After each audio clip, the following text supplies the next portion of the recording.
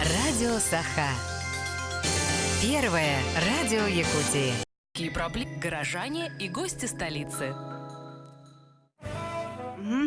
Ну что, дорогие друзья, рубрика «Якутск сегодня». И к нам в гости пришел сегодня депутат Госсобрания Илтумен, председатель бюджетного комитета Юрий Михайлович Николаев. Здравствуйте. Добрый день. И сегодня еще, кстати, у нас тоже пришел, я очень рада вот этому событию, Новгородов Ростислав Иннокентьевич, глава Бичинчинского наслега из Ленского района. Здравствуйте. Здравствуйте. Ну, сегодня мы обсудим трудовую политику у нас в республике. Есть ли она, какая она, что надо сделать такого, чтобы эта трудовая политика в конце концов была у нас эффективной. На сегодня известно, что разрыв между промышленными районами и сельскими районами по безработице ровно в 3 раза, то есть село-город. И эта цифра, она, видимо, не то что постоянно, она как-то вот, ну, как сказать, имеет ли тенденцию к росту? Ну, в будущем, допустим, да? И вообще, как вот смотрит на трудовую политику наш парламент, и что думают главы небольших поселений муниципальных на местах вот по этому поводу, давайте сегодня обсудим. У нас вот, ну, скажем так, за таким вот круглым столом. Ну, есть она у нас, эта политика? Да, эта политика уже есть. Но кто в лес, кто по дрова. Да, это давно работает, притом очень много средств на этом у нас в бюджете предусмотрено, как подготовка кадров за пределами республики, как и в наших учебных заведениях. Строятся техникумы, притом прекрасные техникумы. Вот буквально... Когда мы были, позавчера были в Нижнем Бестяхе, проводили как раз вот по тем парламентским слушаниям, ну, просветительскую работу, да, что это парламентское слушание, какие решения были приняты, да, и вот этот техникум, конечно, всех, кто не был в этом техникуме, обрадовал. Это транспортный техникум, в котором не только железная дорога, да, и автомобильная техника, какие классы оборудования, вот примерно вот такие техникумы должны у нас появиться. Они вот есть у нас в Хандыге, есть вот в Нижнем Бестяхе, есть в Мирном, но вот особенно то, что касается сельских районов, да, то, что касается вилюйских районов, материально-техническая база техникумов, конечно, составляет желать лучшего. Да. Вот у нас техникум появляется, квоты на подготовку имеются, но мы все прекрасно знаем, те ребята, которые отучились по направлениям республики за бюджетные деньги за пределами республики, да и в пределах республики, многие не могут найти работу. То есть здесь ну, где-то есть ошибка наша и в определении количества подготовки, да, вот кого надо готовить, кому надо готовить, как надо готовить. Ну вот смотрите, эти вопросы, да, Юрий Михайлович, они существуют у нас очень, по-моему, ну вот очень-очень давно. То есть почему вот до сих пор мы не можем никак стабилизировать рынок труда у нас в республике? Только и слышим ежегодную констатацию факта, что вот у нас безработица растет, особенно на селе, и люди там ничем не заняты, и в промышленных районах она тоже как бы местами начинается, эта безработица, да. Помните, как вот Якутуголь происходило, как людей просто отправили в никуда, да, более там около 1000 человек. Сейчас, я еще раз напоминаю, разрыв город-село составляет ровно в 3 раза. То есть это как вот эту вот ситуацию переломить? Вот. На этих слушаниях очень интересное прозвучало предложение, вернее, уже будет реализовываться эта программа. Да, вот в 2015 году Российская Федерация разработала программу по мобильности населения в целом по Российской Федерации, да, то есть в основном это, конечно, касалось из разных регионов, да, в другой регион, где нужны люди, там могут приехать, и на это Российская Федерация предусматривает определенные средства для тех предприятий, которые привлекают это население. Вот Чукотка и Республика Саха-Якутия доказали то, что есть проблемы у нас самой территории, да, то есть мы должны привлекать промышленные предприятия именно свое сельское население, и эта программа у нас сегодня Центром занятости разработана, и сейчас вот начинают делать презентации. Вот первые презентации вчера буквально они делали в Якутцементе. То есть то предприятие, которое привлечет на свои вакантные места сельское население получит там сертификат порядка 200 тысяч рублей. Да, вот такая стоимость. Я с этим абсолютно согласен, потому что я сам работал в производстве, сам работал еще и в кадровой службе компании «Алроса» в горно-обогатительном комбинате.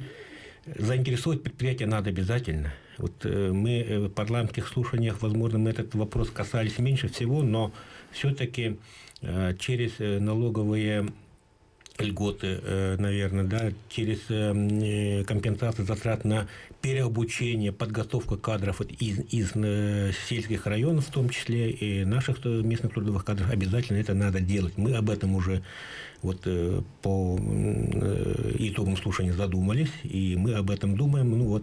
Департамент занятости эту программу запустил. Это, я думаю, один из таких первых шагов, который делает именно привлечение из сельских районов промышленные районы. Ростислав Иннокентьевич, вот скажите, смотрите, как все очень просто хотят решить на очень высоком уровне. То есть раз в селе Иван там какой-нибудь там сидит на печи, как говорится, и бьет, как говорится, да, баклуши, и его хотят перевести чтобы он в промышленность куда-то там влился. Так ли это? Это правильно или нет? Вот это правильная ли позиция? Насколько у вас, кстати, в вашем биченчинском наследии высока ли доля безработных?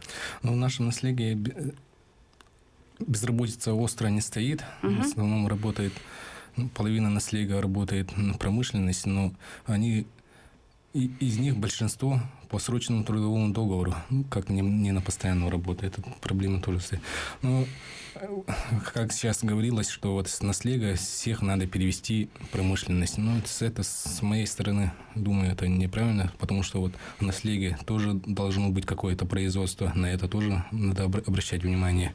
Потому что если все люди, которые живут в наследии, пойдут работать в промышленность, то наследие, это будущего не будет, потому что как этот недры, которые добывают-то невосполняемые. Да, невосполняемые. То есть, в конце концов, когда-то это все закончится, да. И когда это все закончится, деревни, которые люди с наследием, которые там работали, останутся ни с чем. Поэтому в каждом наследии должно быть какое-то производство. То есть смотрите, да, Юрий Михайлович, глава как считает, это очень-очень вопрос такой на долгую перспективу. Конечно, недра в Ленском районе не закончатся завтра. Нет, я не хотел именно так сказать, да, я сказал одно направление.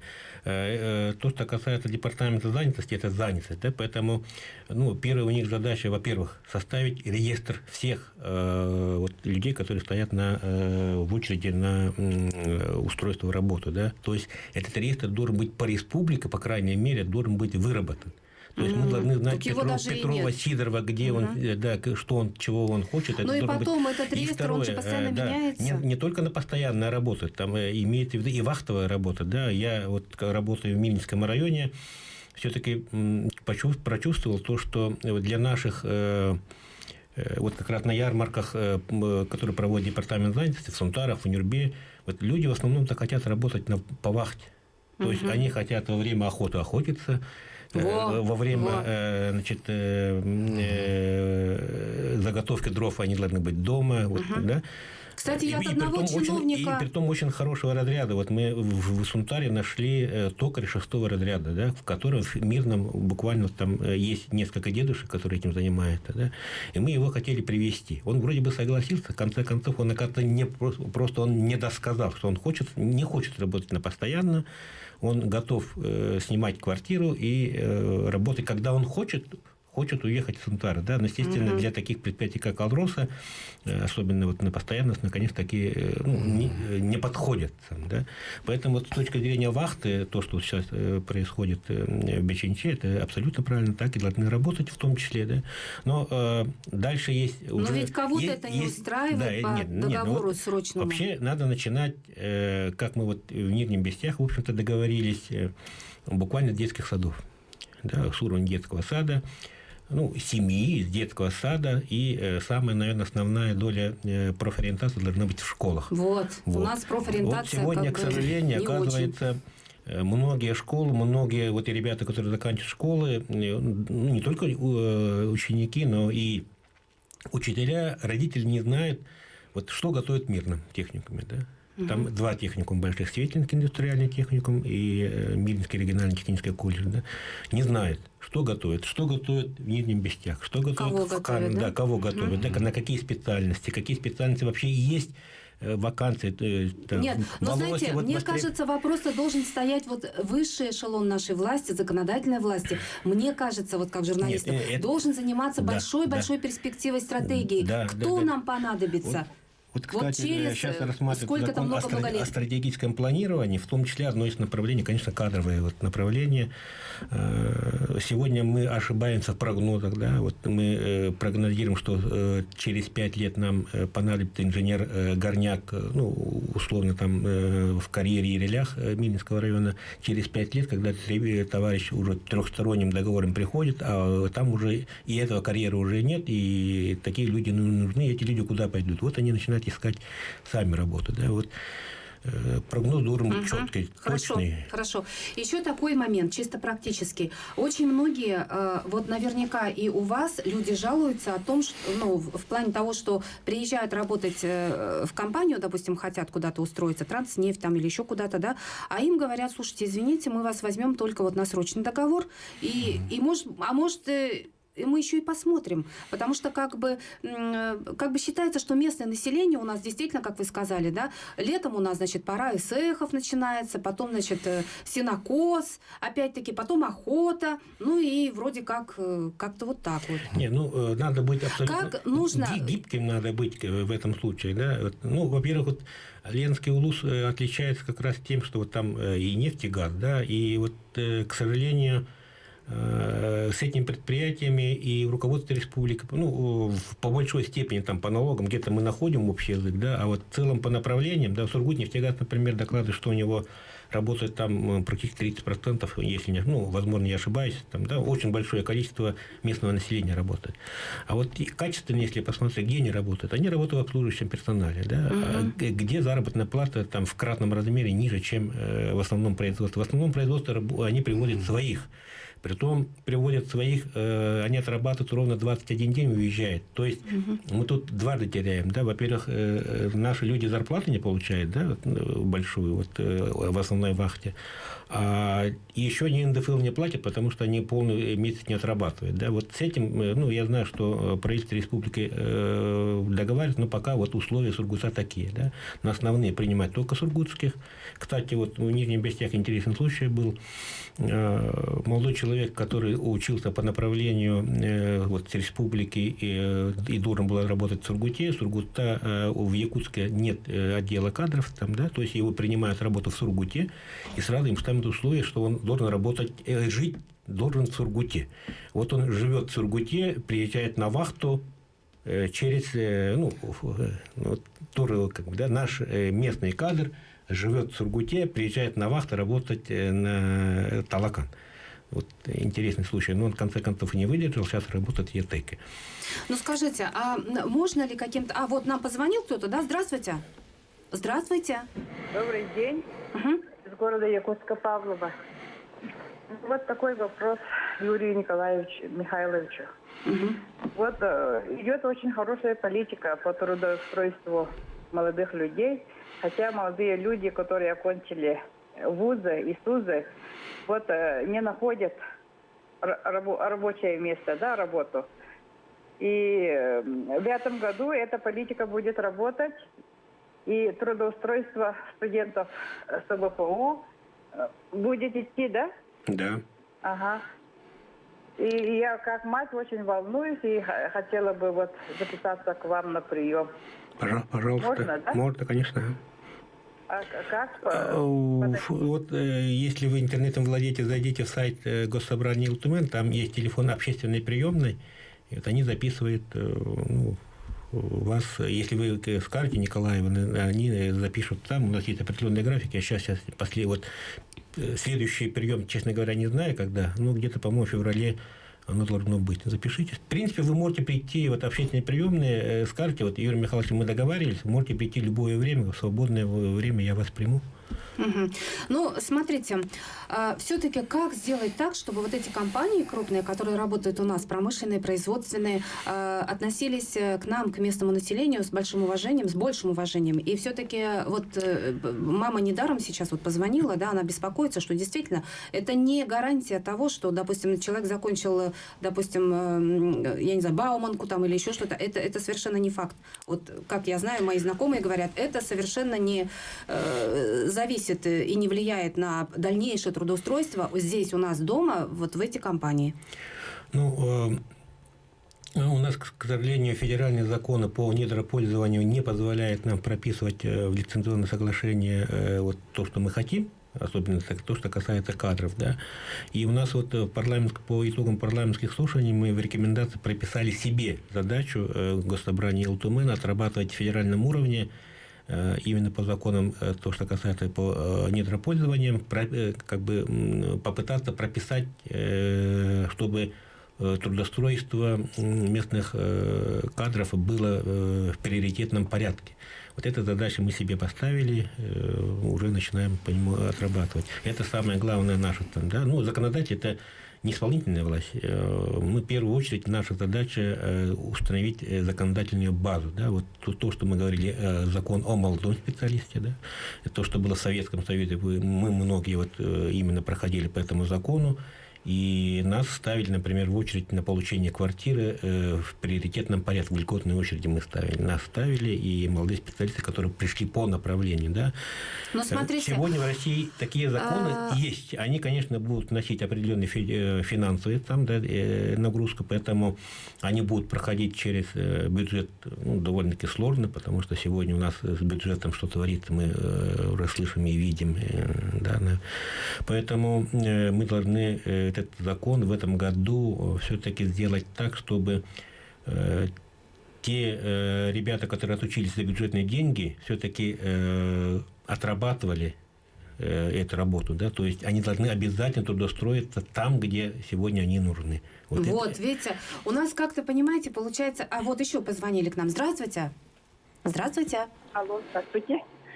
Я хочу сказать свое мнение насчет моральной стороны вот этих промышленного трудоустройства, промышленных предприятиях. Пожалуйста. Дело в том, что вот которые приезжают, образуют вот эти большие компании, они привозят своих людей и ставят их на очень большие зарплаты, социальные льготы, все.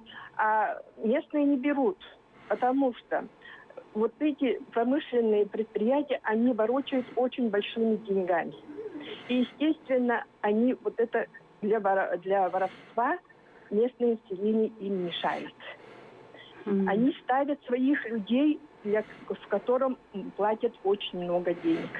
А 4% премии вот тем, которые работают именно вот в этих в самом холодном, плохих условиях.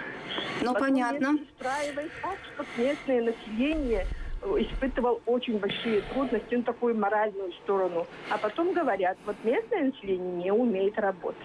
Тогда... Хорошо, большое огромное спасибо. Вот как раз-таки мы вот этот спектр вопросов-то и обсуждаем. Да как сделать так, чтобы то, что говорят, местное население может работать в промышленности. Ну, вот я сижу, да, я 30 лет в энергетике проработал, и, наверное, не хуже многих, не местного населения, скажем так, да.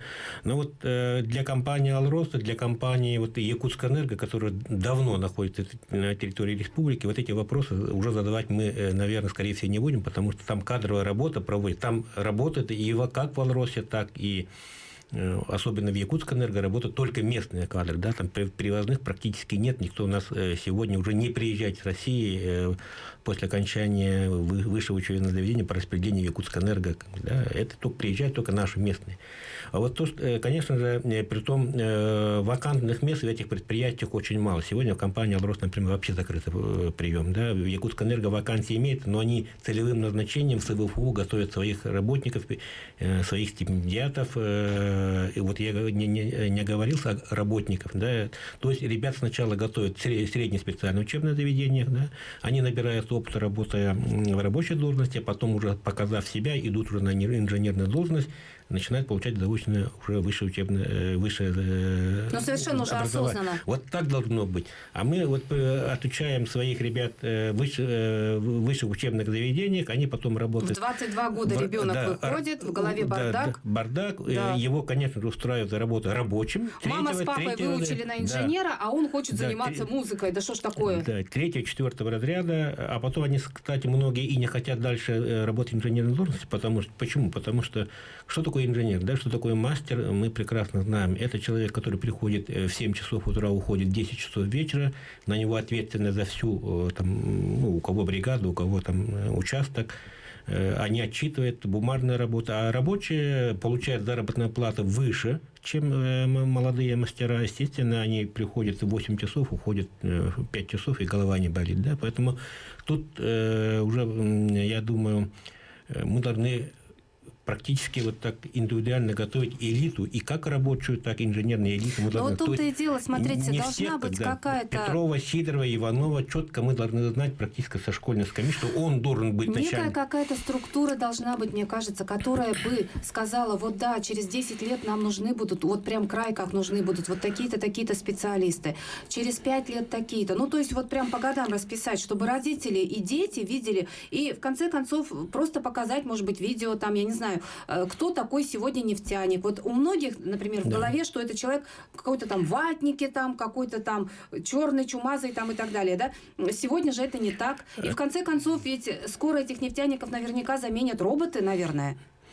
Точечно, в общем, такие работы проводят, да, то, что касается, например, вот через Сахатранснефтегаз, вот под его спонсорством работает сахарчатая промышленность, да, вот. Тоже хорошее там направление, но это довольно-таки, ну, небольшое количество, да, вот. То, что касается, в Нюрбинский филиал НВК начинал передачу «Мегаполис». Очень хорошая была передача, которую вот они приезжали, промышленные предприятия, в том числе вот «Каскад» они приезжали, 2 дня снимали вот прямо как работает, что работает, спрашивали у людей, чем занимаются люди, да, какое образование должно быть. Очень много приезжало просто вот в школьные каникулы, очень много школьников. Ну, это как бы разрозненно, нет направления. Там, да, четкая политика должна быть. Да, вот систематизация подготовки кадров, привлечение, ну, наверное, начинать, да, профориентация, подготовка, привлечение.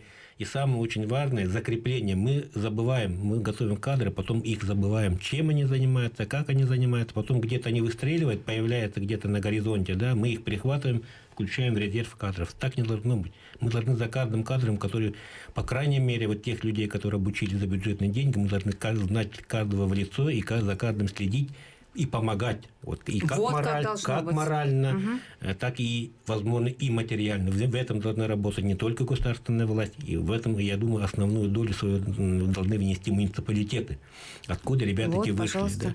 И вот смотрите, я хотел бы еще сказать, все-таки, да, вот привлечение все-таки вот сельского населения, он абсолютно прав. Мы не должны людей забирать с сельского, там, да, мы наоборот должны людей отправлять. Вот это я хотел бы все-таки сказать.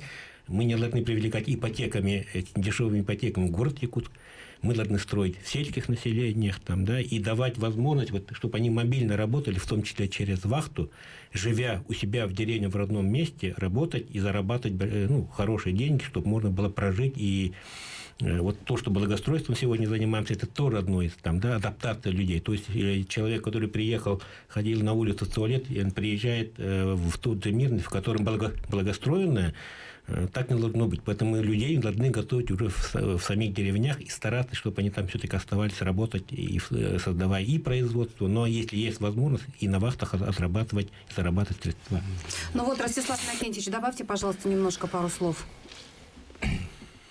Ну вот, абсолютно я согласен. Вот, так и должно быть. Ну вот, раньше как было, когда вот при совхозе все были заняты.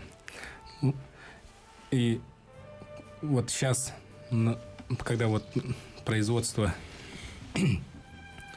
наслега будет, люди будут заняты, тогда вот благоустройство наслега намного намного лучше будет. Будет лучше, да? Да. Сейчас пока каждый селянин по мелочи занимается своим делом. Вы хотите сказать, что им надо как-то кооперироваться? Да, может быть, это колхозы, совхозы или что-то будет, да? Ну, как-то, может, другое какое-то название придумать. В одиночку предприниматель сейчас не вырвется, надо скооперироваться. Ну, как село поднять, это вообще отдельно большая тема, да?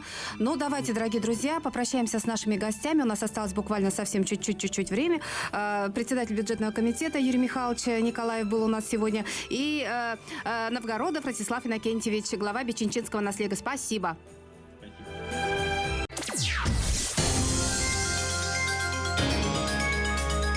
Радио Саха.